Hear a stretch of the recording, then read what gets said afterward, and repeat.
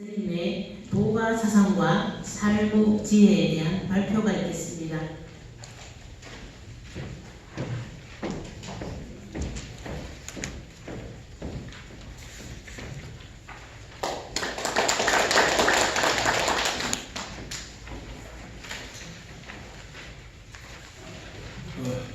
감사합니다. 즐김자시고 지난 시간 이렇게 제 발표에 참여해 주신 모든 분들 다시 한번 감사합니다. 제가 도가 사상과 살구지혜라는 것은 학술지 242쪽에 있습니다. 원래 그 도교와 도가 사상이라는 것은 우리가 일반적으로 서로 연관성이 있다고 하지만 엄밀한 의미에서는 서로 구분이 됩니다. 그것은 도교가 종교사상이라면 도교사상은 철학사상입니다. 도교는 고대 민간신앙을 기초로 하여 모장사상, 영리, 음양오행, 참의, 의술, 정성 그리고 불교와 유교사상을 받아들여 심신의 수련을 통한 불로장생의 연원과 기복에 의한 현실 이익을 추구해나가는 종교사상입니다. 그러나 도가사상은 이와는 달리 노장사상을 예승 발전시킨 철학사상으로 자연의 실상을 깨닫는 참지혜를 통하여 우리의 삶을 추구하는 사상입니다. 이것을 보통 우유자연사상 또는 모장사상, 따라서 노자와 장자를 중심으로 도가사상을 살펴보도록 하겠습니다. 춘추시대 말 기원전 약 6세기 중국에서는 노자라는 대철학자가 나타났습니다. 춘추시대와 전국시대는 중국 역사상 매우 곤란한 시대였고 거의 같은 시기에 고대 그리스에서는 많은 위대한 철학자들이 나왔고 인도에서는 석가모니가 불교를 창시했습니다. 그리고 중국에서는 소위 제자백가가 일어나서 유가, 도가, 묵가, 법가, 음영과 종행 같은 수많은 학파가 난리에서 서로 경쟁하고 있었습니다. 그래서 그 춘추 전국시대를 거치고 진나라가 일어나서 진나라가 망하고 한나라가 다시 건국을 하게 됐습니다. 한나라 초기에는 이 종행가가 제가백가가 서로 난리하다가 제7대 임금인 한무제에 들어왔습니다. 한무제는 매우 현명하고 학문에 심오한 구설을 가진 군주로서 그 또 밑에는 동중서라는 아주 한학의 유능한 신하가 있었습니다. 그래서 그는 모든 학파를 정리를 하고 오직 유교로만은 자기 국교로 삼는다라고 선포를 했습니다. 그것이 바로 우리가 흔히 말하는 유교 일종주의 또는 독존유술이라고 부릅니다. 그런데 모든 학파가 점점 사라졌는데도 불구하고 그 노자라는 그 창조한 그 학파만은 그림자같이 유가를 따랐습니다. 천하가 태평하니 유가학설이 흥행하였고 사회가 어지르면 도가의 사상이 유행하였습니다. 노자에 관해서는 일반적으로 성이 이, 즉 오얀이라고 부릅니다. 오얀이시라고 부르고 이름을 귀자를 써서 이라고 합니다. 그런데 그 자는 남이라고 하고 또 구세 사람들은 흔히 노자라고 지칭합니다. 그런데 왜 우리는 흔히들 늙을 노자를 써서 노자라고 부르는가? 성이 오얀이자 이시인데 그래서 거기에는 설화가 있습니다. 노자는 어머니 뱃속에서 70년이나 뱃속에 있었다고 합니다. 그래서 70년 뒤에 태어났는데 태어나자마자 늙어서 노자라고 지칭을 했다는 얘기가 있습니다. 물론 설화일 것입니다. 그래서 그 노자에 대해서는 여러 가지 있습니다. 또 왜 귀자를 썼느냐? 노자는 귀가 커서 귀자를 썼다는 또 얘기가 있습니다. 그 노자는 태어나자마자 여러 가지 학문을 설명하고 휴양에 적용하여 세상과는 잘 어울리지 않았습니다. 그래서 늘 깊은 사고에 빠져서 하기 때문에 세상에서 흔히 응분자라고 불렀습니다. 그 노자는 그렇게 심오한 사상을 통하여 5천 여자에 달하는 책을 저술하게 되었는데 그 한 권은 도경이라 하고 또 한 권은 덕경이라 했습니다. 그래서 후세 사람들이 그것을 합쳐서 도덕경이라 부르고 하고 또한 그 노자의 이름을 따서 노자라고 부르기도 했습니다. 노자는 어떤 사상에만 침식된 게 아니고 그 당시 사회의 활동에 대해서 매우 비통하게 생각하고 통치자의 행위에 대해서 아주 격렬하게 비난했습니다. 춘추시대는 그 혼란에 빠져서 백성의 삶에 대해서는 어떻게 생각하고 빗국 이천이 왜 사회 모습에 대해서 일어나라고 그런 회의를 품었습니다. 왕국 귀족들은 웅장한 궁동에서 화려한衣복 입고 맛있는 음식을 먹고 재물은 넘쳐 해할 수 없었지만 백성은 추위에 떨고 추위배를 채울 길이 없었는 그런 시대였습니다. 전쟁으로 토지는 황폐화되고 풍년이 들어 백성들은 더 이상 살아갈 수 없어서 난리를 일으켰습니다. 그들은 죽음을 두려워하지 않았습니다.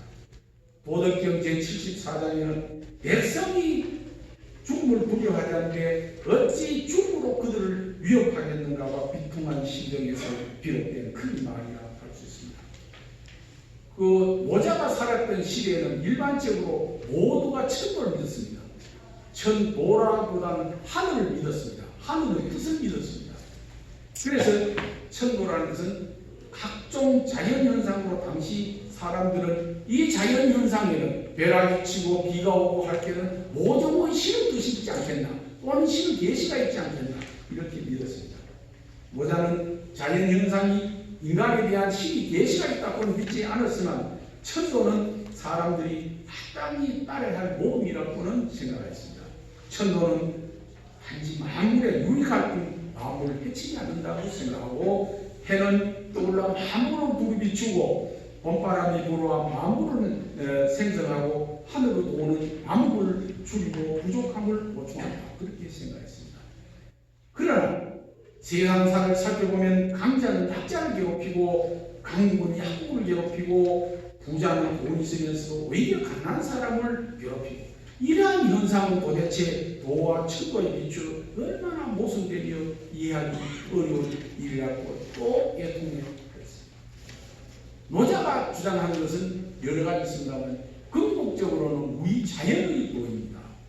천체 운행은 스스로의 규칙에 따르는 것으로 인간 세상 이와는 무관합니다. 순환주동이오고 아침 저녁이 되는 게 인간 세상은 문화 천체 운행 규칙에 따르는 것입니다. 즉 바람이 불고 비가 오고 초문이잖아요. 동물이 생존하는 모습 자연의 일이며 누구도 누구를 위해 존재하는 것도 아닙니다. 천도자예요. 즉 천도는 자연의 그 자체이며 누구 지배를 받지도 않습니다. 누구 간섭도 받지 않습니다. 또 누구 명령도 없이 자연이 진행되는 것이며 도원칙은 곧 자연이다.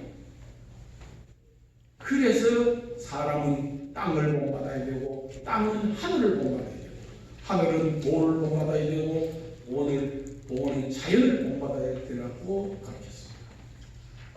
천지만물은 이와 같고 삶의 행동과 이와 같아야 하려고 성인을 마땅히 이 원칙을 따라 나라를 다스려야 한다. 가장 훌륭한 군주란 사람들이 겨우 그 존재만을 알고 자연스럽게 여기는 사람. 노자가 생각하고 노자가 추구하는 군주상은 바로 윤리능과 순리입니다. 요순 시대에는 군주가 누구니도 크게 관심이 없습니다. 해가 뜨면 들에 나가 일하고 해가 지면 집에 하시고 땅을 파서 샘파고 물을 마시고 농사를 지어 밥을 먹는데 군자들이 도대체 무슨 일이 필요가 있는가라는 그 격앙과 내용같이 가장 그런 이상적인 의미로서 요순을 근거했습니다. 자연의 원칙으로 사물을 대하는 것이 곧 무의다. 자연을 대하는 것이 곧 무의다. 인간을 조작하는 것은 인이고 그것이 무의다.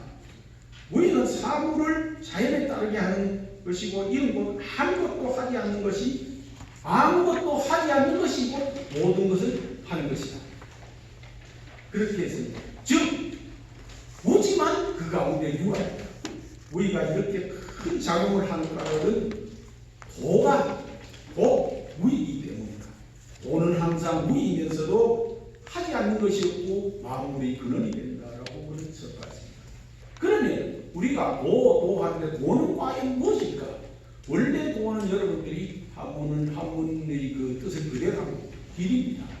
길이라는 것은 그냥 우리가 말하기에 인간이 마땅히 가야 할 때, 하늘이 마땅히 움직여야 할 때, 땅이 마땅히 걸어가야 할 때, 모든 것이 길입니다. 길에서 출발했는데 그 우세 사람들은 도라는 것은 마땅히 모든 사람들이 처신해야 할 방법 또는 그것을 일컬어 도라고 하고, 그러면 하늘이 움직여야 할 방법은 뭐냐? 천도다.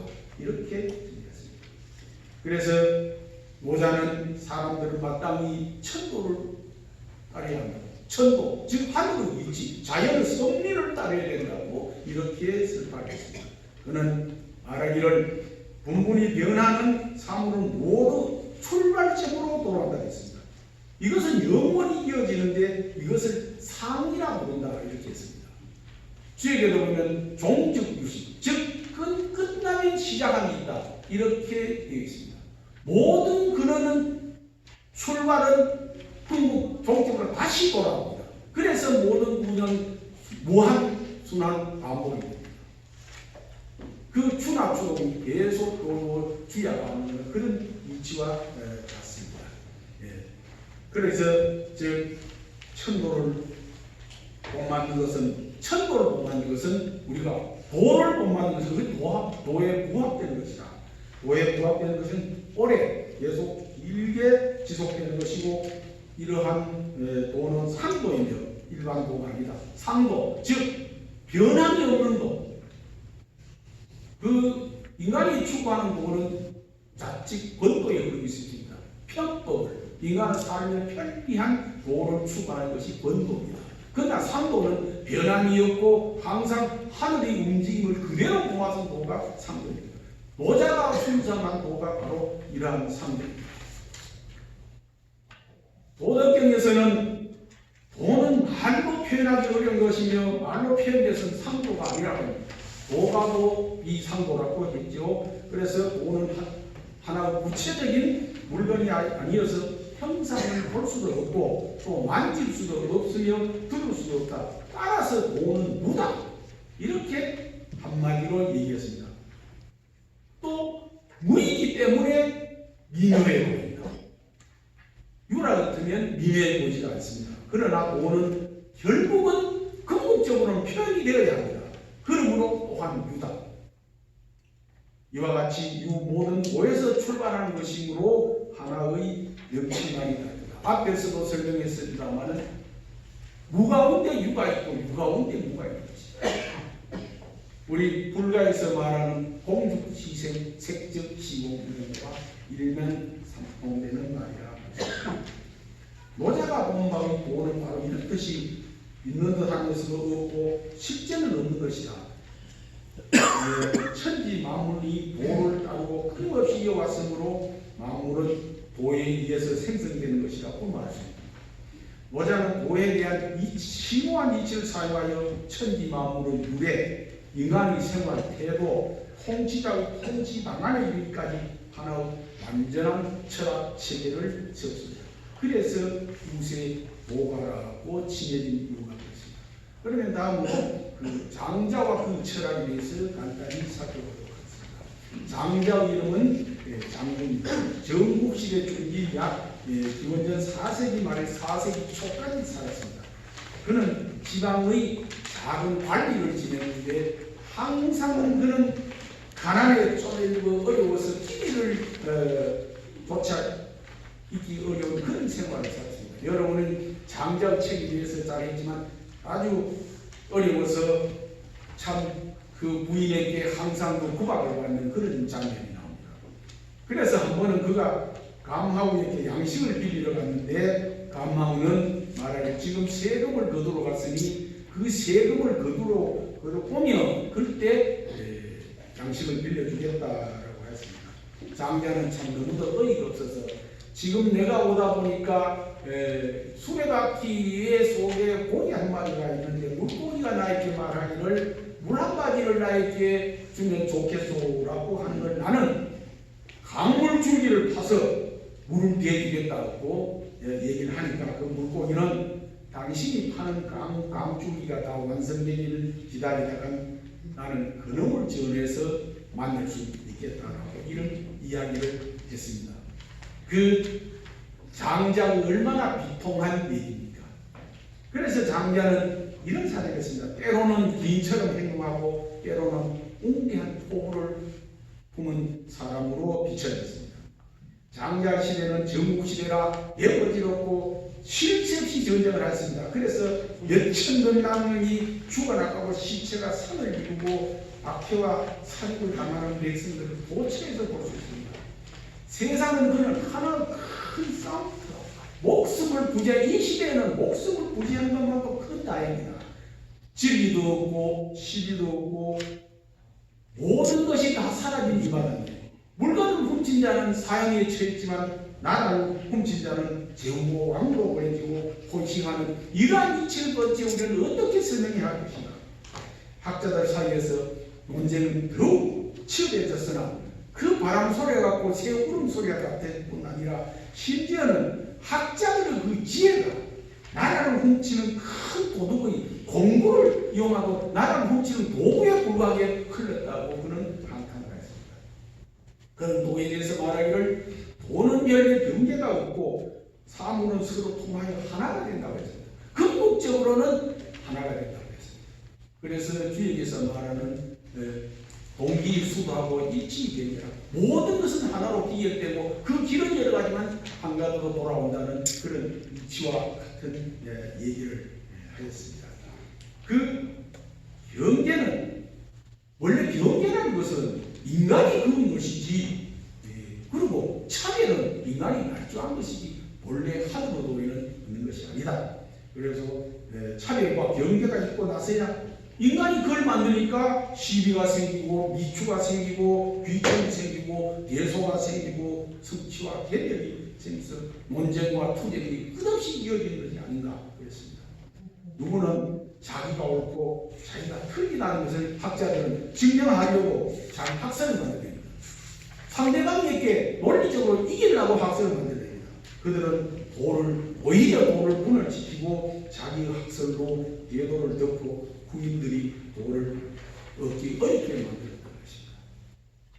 그 도는 또 말로 설명할 수 없으니 가장 훌륭한 변호는 한마디도 하지 않고 이해하는 것이며 지혜의 빛을 그것이 바로 지혜의 빛을 지키는 것이라고 설파했습니다. 모든 사물은 스스로 본성에 따라 운동하고 생활하는데 사람들은 그들을 의식하고 왜 그걸 본성에 따라가는데 그것을 알려고 합니까? 저 원리는 뭘까? 알려고 합니다. 그러나 장자는 그러한 사물에 그 인식할 필요도 없고 간섭할 필요도 없다. 말에게 굴레를 씌우고 소에게 속배를 지게 손을 위한 것이냐? 아니다 입니다. 손을 넣어가면서 인간의 편리를 추구하는 것이지 어떤 그 사람에게는 오히려 악으로 돌아갈 수 있다라고 말했습니다.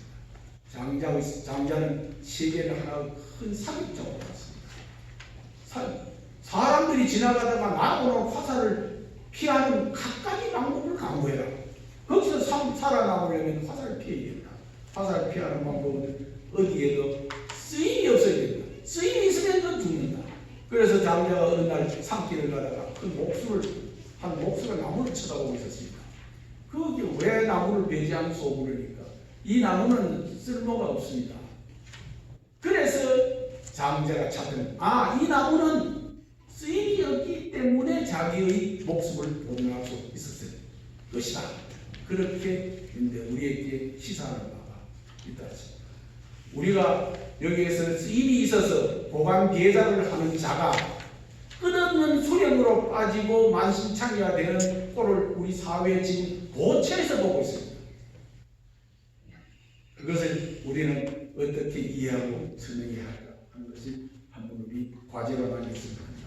그는 어떠한 무속으로 받지 않고 진정한 절대의 자유를 공개하였습니다. 그러한 자유는 곧 천지 만물의 그 자유가 천지 만물의 본성이며 풍후 한서 변화를 지배하며 사회 밖에서 유행이 못 이루면서 천지 사이를 왕래하고 뭉한 경계 안에서 몸을 안착하고 만물의 시조와 보단다.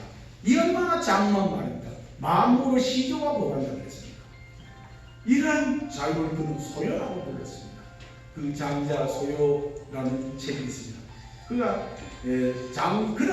우리 현실적인 면에 볼 때는 그 장자가 말하는 소요는 실제적으로는 우리가 도달할 수 없는 것이며 일종의 도에 대한 동경이 아니겠나 그렇게 생각하고 우리 앞으로 이게 하나의 우리의 주관점이 되었으면 하는 생각입니다.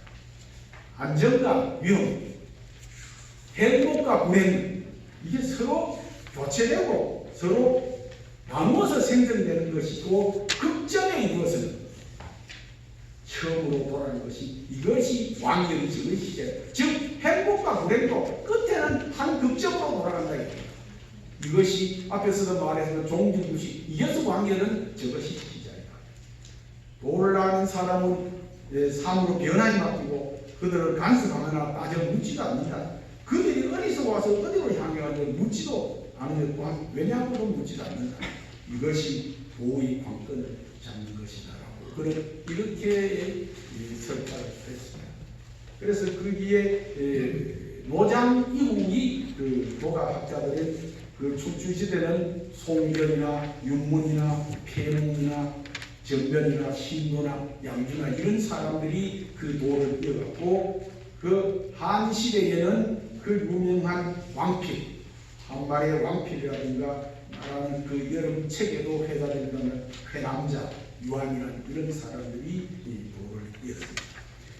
그 왕필은 그 현학을 창시한 유명한 사람들을 아득하고 멀고 참 명백하지 않은 그런 현학을 해서 도를 이었습니다.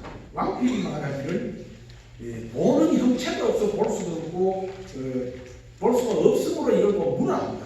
비록 문이지만 모든 사물을 듣고 있다고 말하였습니다.